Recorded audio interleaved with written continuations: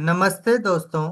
मेरा नाम संजय है और आज हम कक्षा 9वीं के रसायन विज्ञान का अध्याय नंबर 2, जो कि है क्या हमारे आसपास के पदार्थ शुद्ध हैं, पार्ट 3 के विषय में अध्ययन करेंगे।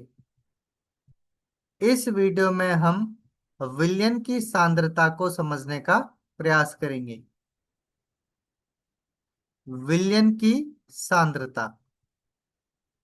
हम लोग जानते हैं कि विलयन में पृथक पृथक मात्रा में विलायक और विलेय पदार्थ होते हैं। तो जो विलयन होता है ये विलेय और विलायक से मिलकर बना होता है, जिसमें विलेय कम मात्रा में उपस्थित होता है एवं विलायक अधिक मात्रा में उपस्थित होता है। विलयन में मौजूद विलेय पदार्थ की मात्रा के आधार पर इसे तनु, सांद्र या संतृप्त घोल कहा जा सकता है। तो विलयन में उपस्थित विलेय पदार्थ की मात्रा के आधार पर हम विलयन को 3 भाग में वर्गीकृत कर सकते हैं: तनु विलयन, सांद्र विलयन एवं संतृप्त विलयन। तनु और सांद्र तुलनात्मक शब्द हैं। क्रियाकलाप 2.2 में समूह अ द्वारा प्राप्त विलयन समूह ब की तुलना में तनु है। तो सबसे पहले हम तनु विलयन और सांद्र विलयन को समझने का प्रयास करते हैं।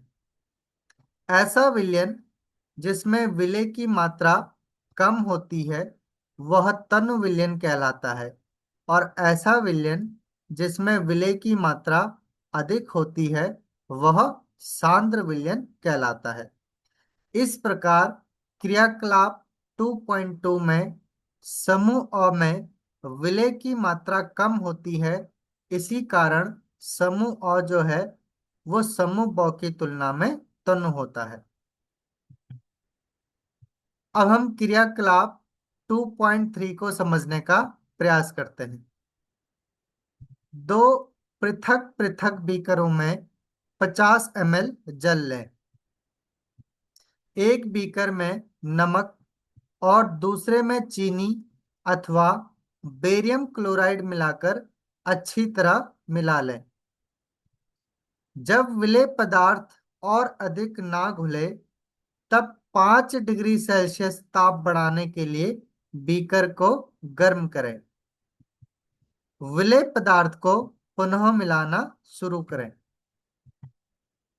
अब हम देखते हैं कि क्या किसी दिए गए ताप पर चीनी, नमक अथवा बेरियम क्लोराइड की जल में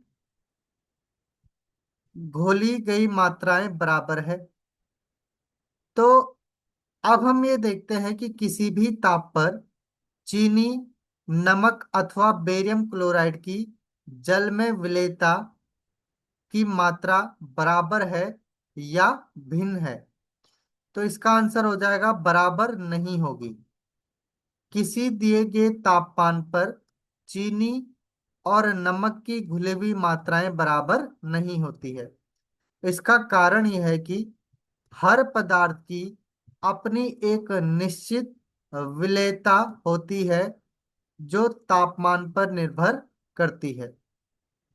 चीनी और नमक दोनों की घुलनशीलता अलग अलग होती है। इसी कारण भिन्न भिन्न ताप पर इनकी जो विलेयता है ये भिन्न भिन्न हो जाएगी। उदाहरण के लिए पानी में चीनी की घुलनशीलता नमक से अधिक होती है, इसलिए समान ताप पर दोनों की घुली हुई मात्राएं अलग अलग होगी। किसी निश्चित तापमान पर उतना ही विलेय पदार्थ घुल सकता है जितनी की विलयन की क्षमता होती है। इसी को हम दूसरे शब्दों में कह सकते हैं कि दिए गए निश्चित तापमान पर यदि विलयन में विलेय पदार्थ नहीं घुलता है तो उसे संतृप्त विलयन कहते हैं। यानी कि ऐसा विलयन जिसमें किसी निश्चित तापमान पर और अधिक विलेय पदार्थ नहीं घुलता है, ऐसे विलयन को ही हम संतृप्त विलयन कहते हैं। विलेय पदार्थ की वह मात्रा जो इस ताप पर संतृप्त विलयन में उपस्थित है, वह उसकी घुलनशीलता कहलाती है। और इसके अतिरिक्त हम कह सकते हैं कि यदि एक विलयन में विलेय पदार्थ की मात्रा संतृप्तता से कम होती है, तो इसे असंतृप्त विलयन कहा जाता। इसी को दूसरे शब्दों में हम कह सकते हैं कि यदि किसी निश्चित तापमान पर विलयन में और अधिक विलेय को घोला जा सकता है, तो इस प्रकार के विलयन को ही हम असंतृप्त विलयन कहते हैं। यदि आप किसी विशिष्ट ताप पर एक संतृप्त विलयन लें तथा उसे धीरे धीरे ठंडा करें, तो क्या होगा? यदि आप किसी विशेष तापमान पर एक संतृप्त विलयन में और विलेय मिलाते हैं, तो वह घुलता नहीं है। इसका कारण है कि एक विशेष तापमान पर किसी विलयन में एक सीमित मात्रा में ही विलेय घुल सकता है। जब विलेय की यह अधिकतम मात्रा घुल जाती है, तो ही उसे हम संतृप्त विलयन कहते हैं। और यदि इसके बाद विलेय मिलाया जाए, तो वह घुलेगा नहीं और नीचे तल में अवक्षेप के रूप में जमा हो जाता है। उपरोक्त किए गए क्रियाकलाप से हम कह सकते हैं कि दिए हुए एक निश्चित तापमान पर पृथक पृथक पदार्थों की जो विलयन क्षमता होती है, वो भिन्न होती है। यानी कि पृथक पृथक पदार्थों की विलयन में किसी निश्चित तापमान पर विलेयता अलग अलग होती है। विलायक की मात्रा द्रव्यमान अथवा आयतन में घुले हुए विलेय पदार्थ की मात्रा को विलयन की सांद्रता कहते हैं। यानी किसी भी विलायक की मात्रा में या किसी विलायक की निश्चित मात्रा में जो विलेय पदार्थ की मात्रा घुली होती है, उसी को हम विलयन की सांद्रता कहते हैं। विलयन की सांद्रता को दर्शाने की बहुत सी विधियां हैं, लेकिन हम यहाँ सिर्फ 3 विधियों के बारे में चर्चा करेंगे, जिसमें सबसे पहला है विलयन का द्रव्यमान प्रतिशत। इसी को विलयन का भार प्रतिशत भी कहा जाता है। और विलयन का द्रव्यमान प्रतिशत बराबर होता है विलेय पदार्थ का द्रव्यमान डिवाइड में आ जाएगा या भाग में आ जाएगा विलयन का द्रव्यमान गुणा गया 100। तो इस तरीके से हम विलयन का द्रव्यमान प्रतिशत ज्ञात कर सकते हैं। इसके अतिरिक्त है विलयन का आयतन प्रतिशत।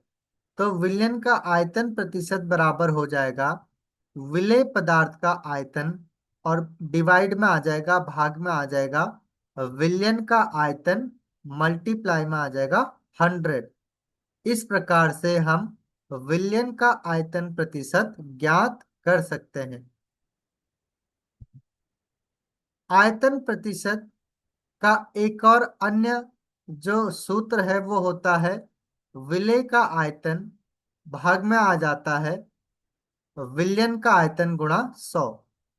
यहाँ पर जो सेकंड वाला है, ये विलयन का भार बटे आयतन प्रतिशत अगर यहाँ पे आना था, भार बटे आयतन प्रतिशत।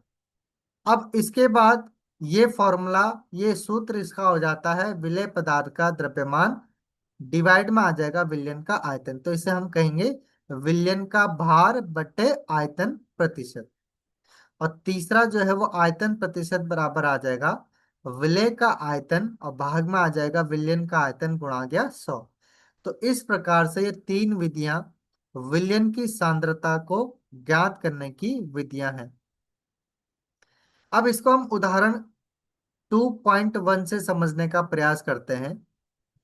एक विलयन के 320 ग्राम विलायक जल में 40 ग्राम साधारण नमक विलेय है, विलयन की सांद्रता का परिकलन करें।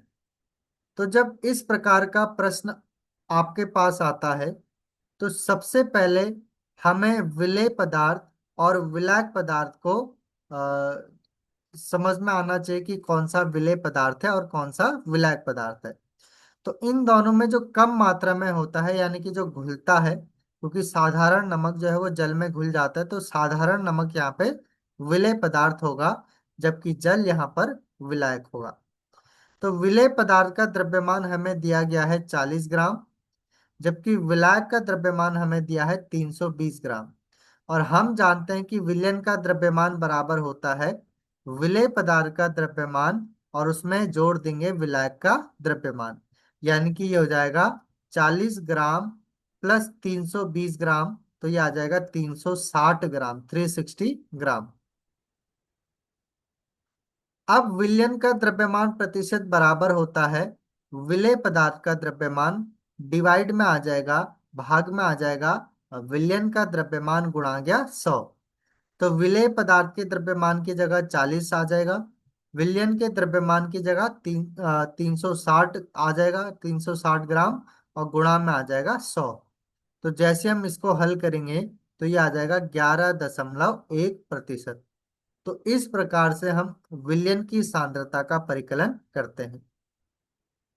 आज के लिए इस वीडियो में इतना ही। नेक्स्ट वीडियो में हम पढ़ेंगे निलंबन एवं कोलाइडल विलयन।